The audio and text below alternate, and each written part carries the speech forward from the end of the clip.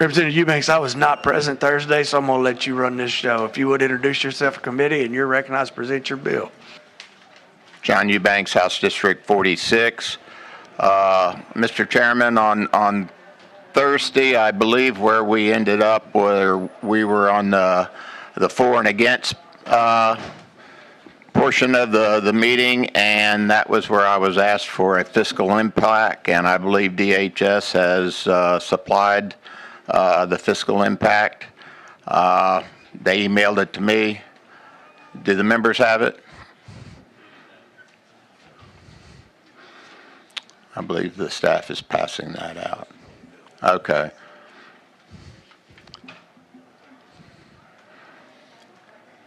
If I remember correctly, the fiscal impact was $87,000. I believe DHS had testified that they thought it would be minimal. I believe $87,000 is minimal. In fact, I guess I have a question about that because we passed an emergency rule, I believe, Thursday that raised the asset level to $5,500 for approximate that an individual could have for a year. So if they're going to be administering that, I'm trying to figure out how this increases what might be the current administrative cost. But like I said, Mr. Chairman, we were in the for and against, and I believe DHS had come to the table at that point and changed their position from neutral to against. This is you were born 1915, correct? Correct. Thank you. I had members asking, so I was trying to figure that out. I aged well. So at this point, sir, Mr. Chairman, I don't know where we're at. I don't know if I'm closing or if you're still in the for and against portion. Members are telling me they still have some questions they want to hear, so let's honor those requests. If I can get DHS to the table, that'd be great.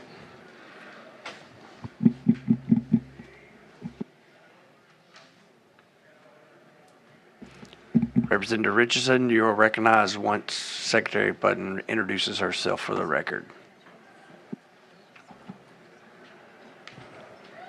Kristi Putnam, Secretary, DHS. Good morning, Secretary Putnam. Thank you for being here. Yes, sir. So now that we've got the fiscal impact and we know what that is, have you guys now changed your position on where you stand on this? We have not, sir. We still believe it's in the best interest to implement the current rule that was just passed so that we can see what the impact of that is. It is difficult to estimate the number of people who may remain on extended period of time with an additional asset limit. And if I recall, when you were here speaking last week about this, when did that rule pass? The rule passed last Thursday. Okay. Okay, thank you. Any additional questions by the committee? I do have one. I'd like to hear your response to Representative Eubanks' point, and I tend to agree with him that if that rule changed and that raised the limit, there was going to be some additional administrative cost associated with that. So does this fiscal impact include that, or is this from the old limit to the new limit?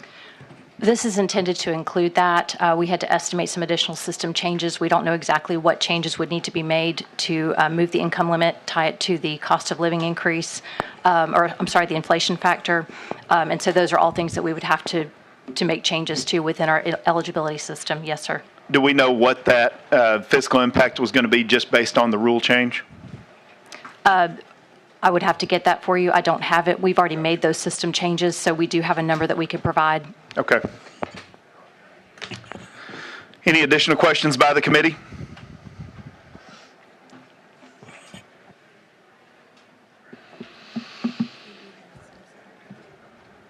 You got a question?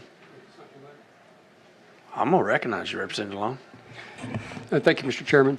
I didn't get to be here the other day. I was in another committee when y'all were presenting your bill. So I went back and watched some of the video of it, and I, at one point considered trying to do some sort of bill this year regarding the kind of the fiscal cliff that people end up with on the government assistance.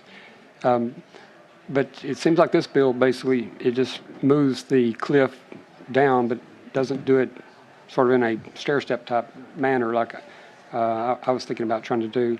Can you explain, why you just did it that way instead of kind of reducing it or increasing that amount slowly while decreasing services, to kind of try to wean people off the benefits? I was having a hard time hearing you, Representative Long, but the purpose of the bill was to, in my mind, allow people to accumulate assets so that they could, at one point, get off of public assistance, and that the increase due to the inflationary factor was to increase that with each year as cost increase, because we all know what food costs are doing. So I guess I'm a little confused about what your question was as far as going down. I want to move people off of public assistance, and I believe in order to do that, you have to give them an opportunity to do so. I know as an individual growing up, I was able to accumulate something, and because I was also able to leverage what I accumulate to accumulate more. And so, like I said, the purpose of the bill is twofold. Number one, I do not want people to go hungry. Number two, I want to try to move people off of public assistance when possible and help them improve their situation.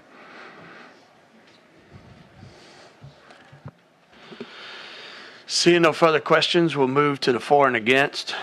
We have quite a few signed up. We have Nick Horton signed up to speak against the bill.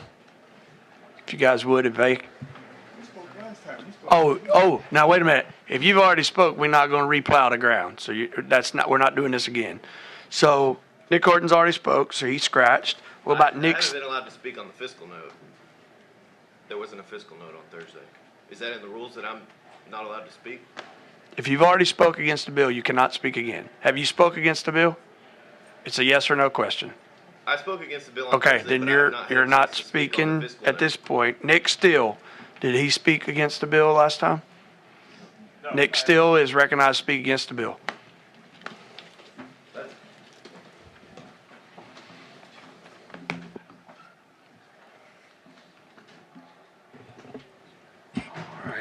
My name is Nick Stehle. I'm a visiting fellow at FGA Action, and we're a think tank that works on reducing barriers to work and getting people out of government dependency. Mr. Chairman and members of the committee, I'm here to testify in opposition to HB 1915. And while I appreciate the good intent behind this bill and the desire to give Arkansans a hand up, I'm afraid that it would instead trap more folks in dependency rather than providing them with the tools they need to become self-sufficient. I think some historical context would be helpful.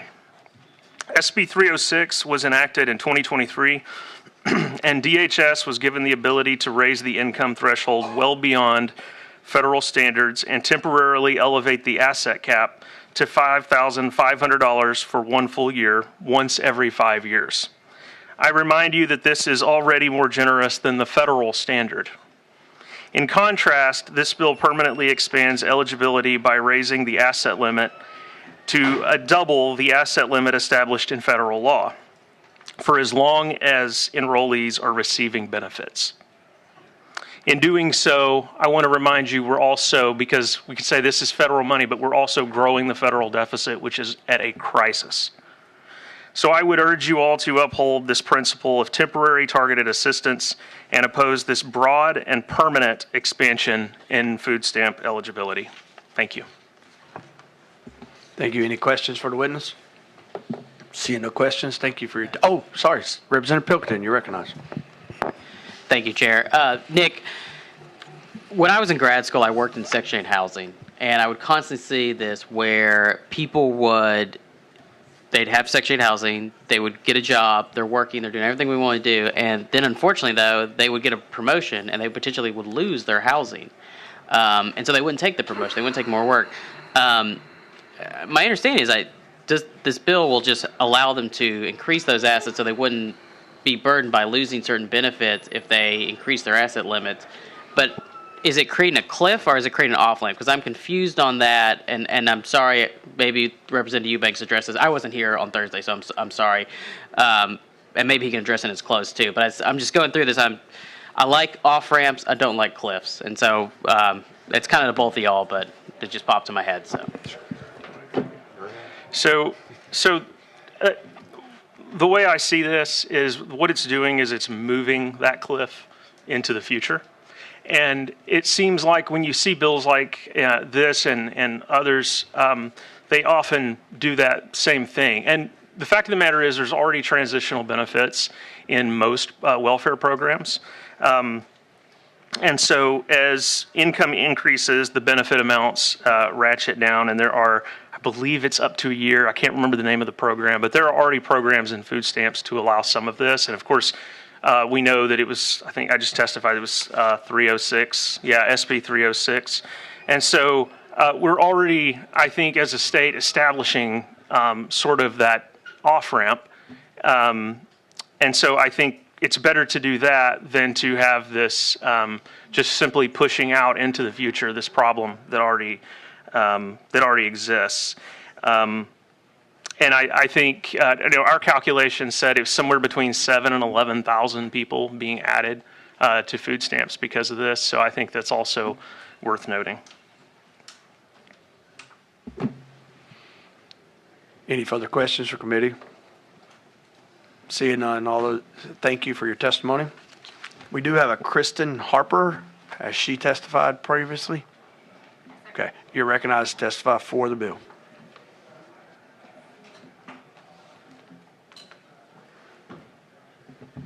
Good morning, Kristen Harper. I'm with Arkansas Advocates for Children and Families, and I'm here to ask you to vote for HB 1915 so that we can provide critical access to food for low-income families by requesting a waiver to increase the state's asset limit to $6,000 and, importantly, index it to inflation as well. As you may know, Arkansas has one of the highest food insecurity rates at 18.9% in 2023, compared to 13.5% nationally. Even more distressing is that food insecurity among children is even higher. In 2023, Feeding America reported that 25% of Arkansas children were food insecure. Food insecurity and hunger have long-lasting, cumulative, and significant consequences on children and families. Arkansas is one of only 13 states that continues to have an asset limit, meaning a limit on how much a family can have in their bank account, the value of an additional vehicle, etc., and still have access to SNAP. Most states have chosen to eliminate the asset limit, but Arkansas currently maintains the lowest asset limit possible. Most financial advisors are going to recommend that you have savings to cover 3 to 6 months of expenses, right?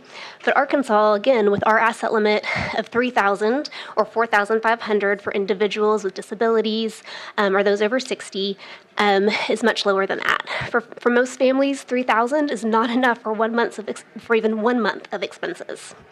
Increasing the SNAP asset limit to $6,000 across the board will help decrease hunger for children and families while also allowing families to save for emergencies and otherwise do just what we want families to do, right? To have this temporary safety net and then ultimately transition off of benefits and not fall back into poverty.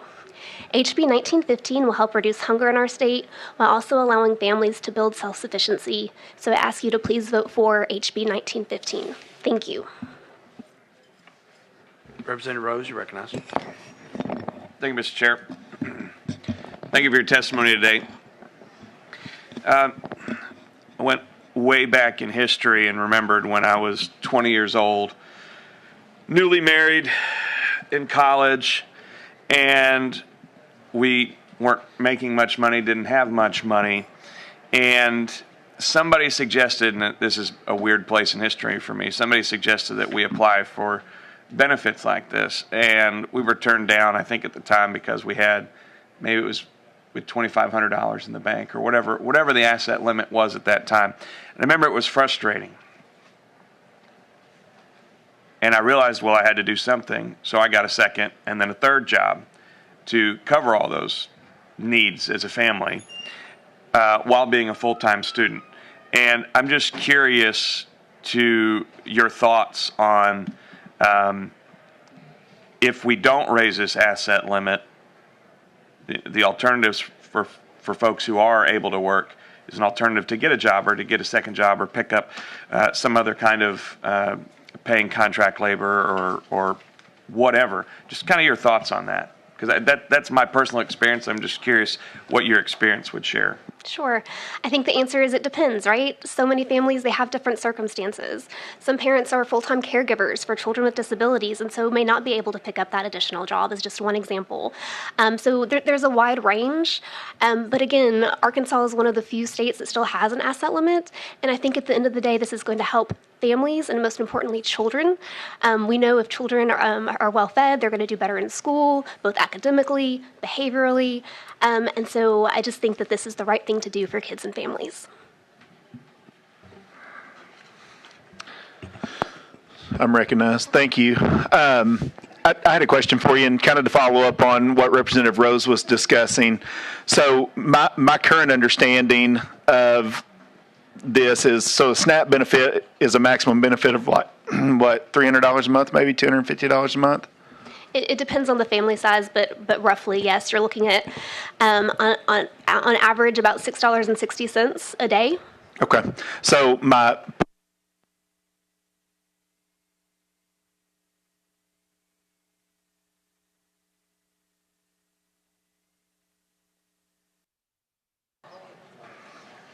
now we're back. Okay. I can't touch it. So my question or my point to that would be, and Representative Rose kind of got me thinking along this line, do you believe that Arkansans are trying to impoverish themselves to continue to get a $300 a month benefit into perpetuity?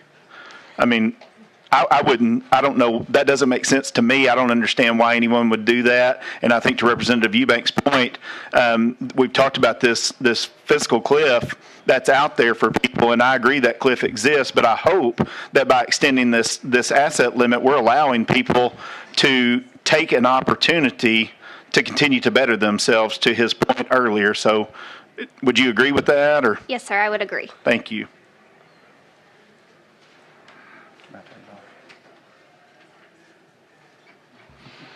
Any further questions? Representative Richardson, do you have a question? Okay, well, you flailed your hand. Thank you for your testimony. Thank you. Anyone else in the audience speak for or against this bill? Yes, ma'am. You have not testified previously, correct? Okay. Thank you, Representative, for bringing this bill. A couple years ago... Ma'am, if you would state your name for the record and you're recognized to testify. My name is Brittany, and I am testifying in support of the bill. Your full name, ma'am. Brittany Stockton. Sorry. Thank you. Apologies. A couple years ago, my three daughters and I left a situation, a situation for safety reasons. I didn't have a job. I didn't have money saved. And I was eligible for benefits at that time. In the past 2 years, I've worked usually 2 jobs to take care of my girls. I'm no longer eligible for benefits, but at that time I was, and I applied and I got everything that I was able to get. Had I had savings, we would have been better off, but I wouldn't have been eligible for the benefits that I had. I wasn't planning to speak on this, but I felt like it was important to share that. Like I said, I have 2 jobs now. I support my girls. I don't qualify for benefits anymore, but that is an asset to people who are leaving under circumstances that they didn't plan on. So please consider that and vote in support of this. Any questions for the witness? Seeing none, thank you for your testimony. Representative Eubanks, no one else raised their hand. Speak for or against the bill. Yes, ma'am. You are very welcome to.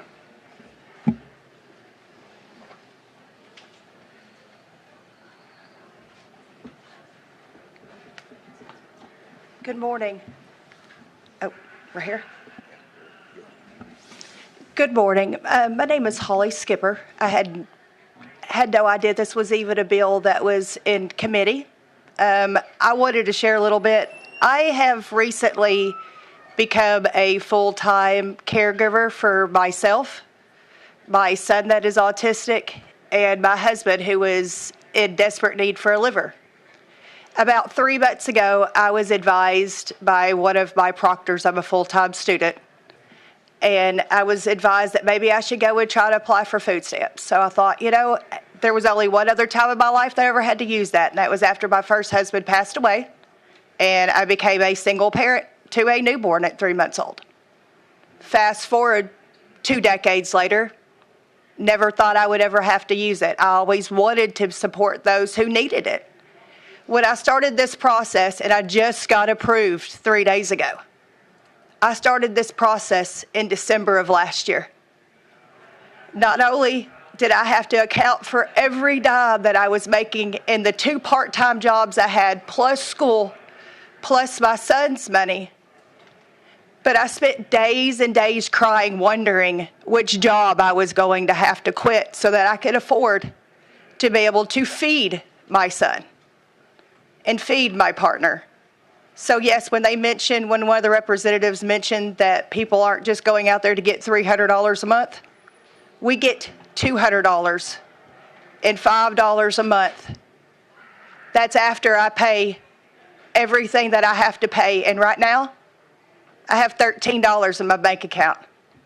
I work 60 hours a week, including the hours that I go to school. I'm going to school for social work. I guarantee that I'm not spending the 3 months that I spent in the hours in tears, wondering if which bills I have to give up to be able to feed my family for $200 and something a month. So I plead. The reason I mention that is because of the asset limits. Because of the asset limits, we had to go back, and I had to give things away, or I wasn't allowed to give or sell things away, but I had to explain to them why I had a car to get my partner back and forth to UAMS that didn't have 100 and something thousand miles on it, or 200,000 miles. So I guess my point is, in rambling, is that people aren't just out there trying to stay down. We're trying to get some help, and we're trying to get a leg up so we can help other people. So thank you. Representative Perry, ma'am, if you'll take questions. Oh, yeah. Representative Perry. Absolutely. I'm sorry, guys. yeah. That was my first. I didn't have any you're good. intention of doing this morning. Thank you, Mr. Chairman. Appreciate you coming and testifying. You said you started the application process in December? Of last year, yes, sir. December the 3rd. And you got approved 3 days ago? Yes, sir. So 4 months? Yes, sir. Yeah. I understand. Thank you. Thank you. Representative Rose. Thank you, Mr. Chair. Ms. Skipper, so sorry for the challenges you're facing with your family. Thank you. I want to say thank you for taking the time to come and testify. Did you say, and I was following and I got a little sidetracked and it wasn't your fault, did you say you had to quit one of your jobs to get approved?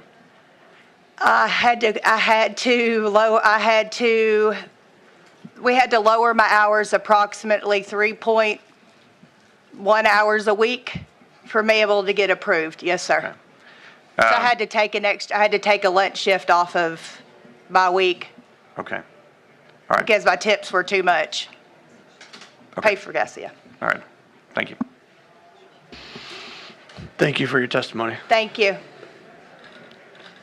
Before I put my foot in my mouth again, is there anyone else in the audience to speak for or against this bill that has not previously spoke on this bill? Seeing none, Representative Eubanks, you are recognized to close for your bill. Thank you, Mr. Chair. Members, I don't like to see people game the system. I don't like to see people on the dole. Anybody at home that knows me understands that. They know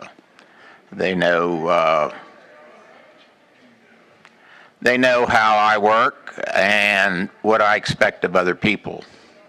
I have supported the work requirement for these benefits. I think any able person, if they have one job and they're not being able to make it, then I would agree with what Representative Rose said, that possibly they ought to get a second job, because when my oldest son was in college, I had to recommend that to him. It turned out well, but it's all right to sacrifice. It's all right to put in that time to do that to try to improve your situation. My daughter is a counselor at an elementary school in western Arkansas, and I sort of know firsthand the food insecurity that a lot of our young kids are dealing with. I also know what food costs are. Anybody here that has gone to the grocery store in the last year and a half, 2 years know how it's increased. You know, I don't know. I know what I'm spending. I don't know how other people are being able to afford to feed their families. I had an elderly gentleman contact me after the meeting last week, and he left me a voicemail. And he said, I know you're not trying to expand the roles for this, you're just trying to feed people. He says, I haven't had to deal with this in a long time, but if you've ever had to go without groceries, you appreciate whatever help you can get. He says, I'm not in that situation now, but I appreciate what you're trying to do.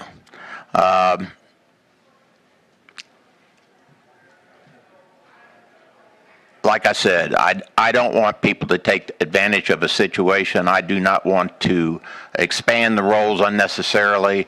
I want people to have an opportunity to improve themselves. And I don't know how you do that if you're not able to accumulate anything. And by being one of the few states in the country that still has asset limits, you know,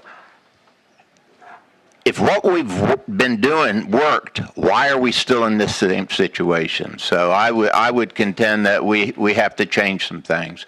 And with that, Mr. Chair, I'm closed, and I'd appreciate a good vote. Thank you. What's the wishes of the committee? I got a motion to pass. Any discussion on the motion? Representative Innett, you're recognized. Thank you, Mr. Chair. And I apologize for being late. I was running several bills in other committees. I want to thank Representative Eubanks for bringing this bill. I have a son with disabilities, and so we're already dealing with some of these issues with him now. So I want to thank you for bringing this to the table, and I hope that the committee will vote yes for this. Any further discussion? Representative Henley, you're recognized. Thank you, Mr. Chair. Thank you, Representative Eubanks. I'll be voting for this bill. I volunteer at a homeless shelter and food pantry in Hope. And, you know, these problems are real. And I believe that Eubanks is right. It's not been working. What we've been doing hasn't been working. I think this is an opportunity to perhaps help people who need help. There are several what we had state programs. Emergency Solutions Grant, you may be aware of that. That's been moved from Department of Human Services over to Department of Finance Authority. Grants have been in process for months now, and I don't believe those agencies who have been depending on this money for years and years have been told that they're going to be able to help the homeless nor the people who are hungry. So we have some problems in the state, and I think that this is a method to correct a problem and to help a situation. Thank you.